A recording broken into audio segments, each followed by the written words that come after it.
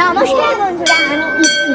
আমি আজকে বহরমপুরের বিখ্যাত বিষ্ণুপুর কালীবাড়িতে এসেছি। এখানে এসেছি আমরা সপরিবারে দেবীর কাছে পুজো দিতে।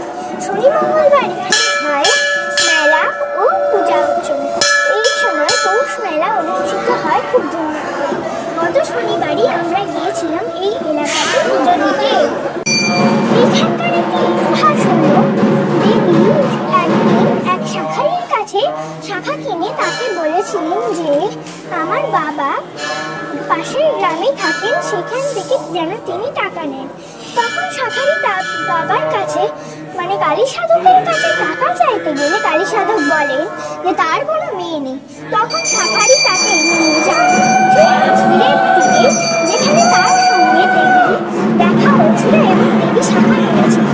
তখন কালী সাধক দেখেন যে ওখানে দুহাত ভরা শাঁখা পলা তুলে একজন মহিলা আছে। তখন তিনি দেবী কালী বলেন যে আমি কিনেছি, আমার টাকাটা তুই দিয়ে